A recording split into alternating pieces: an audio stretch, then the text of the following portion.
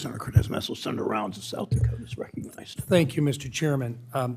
Mr. Greenberg, yesterday my House colleagues and today my Senate colleagues have all been taking you to task on how under your 19-year tenure you have failed to protect employees and create a culture of professionalism at the FDIC. Instead of that, your agency is known as a place that fosters a culture that is, in their words, misogynistic, patriarchal, and outdated. A place where favoritism is common and senior executives with well-known reputations of inappropriate workplace behavior enjoy long careers with no consequences. You, in fact, are one of those senior executives who have subjected employees to bullying and your explosive temper, which are detailed in multiple pages of this report. 91, 92, 93, 94 are all included, and yet you have faced no consequences. Culture starts at the top. Now, those aren't my words, Mr. Chair. Those are the words of the employees at the FDIC, and you can read that on page 6 of the report. Your employees clearly have no faith that you can meaningfully lead for changes at the FDIC, and quite frankly, neither do I. I think that you should resign for the good of the institution. Mr. Barr, in agreement with the Chairman Powell, you have stated on page 5 of your written testimony that you expect a series of broad material changes to the Basel III endgame proposal. I think myself and many members of this committee would welcome that.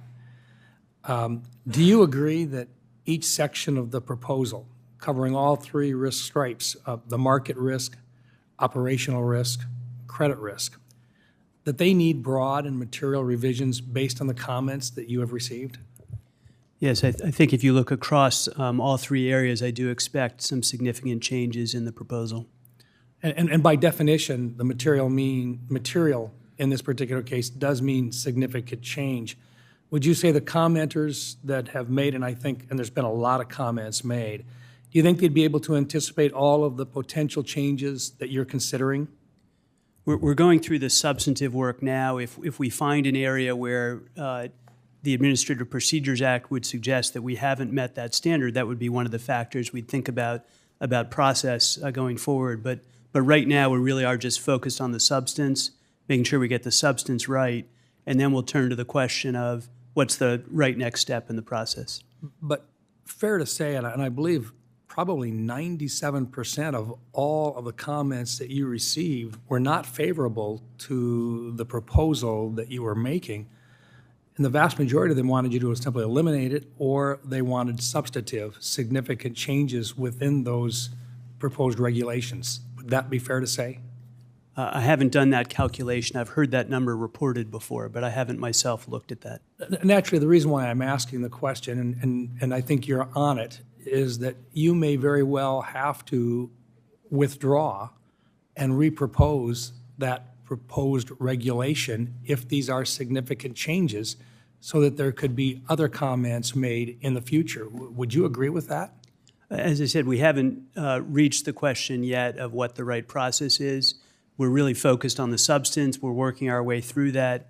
After we reach a conclusion about the substance, we'll turn to the question of what the appropriate process is from that point on. But you do expect, as I think both you and the chairman have indicated, that you would probably have significant changes to the proposal. Yes, Chair Powell and I have both said we expect broad and material changes.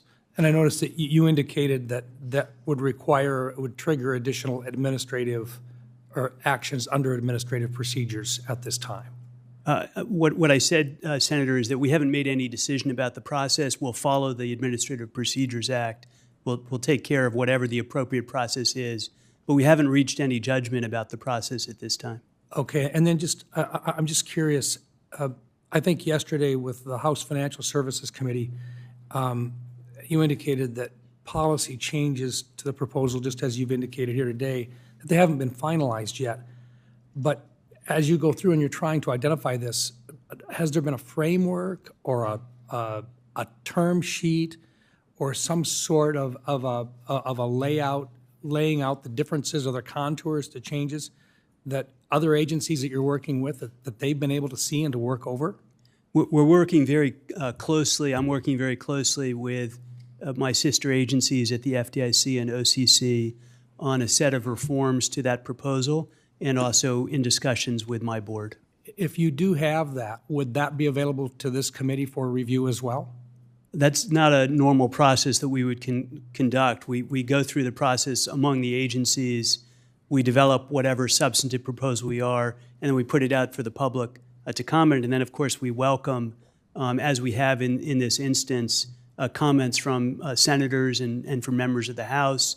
Those comments that we get from this committee and from others are part of the comments that we review when we evaluate our proposal. Well, most certainly, as substantive this may be for changes, it seems like it would be appropriate for this oversight committee to at least have access to the questions that you may very well be asking other committees, or at least if there's a working worksheet of some sort, it seems that would be fair game to at least share with us as well.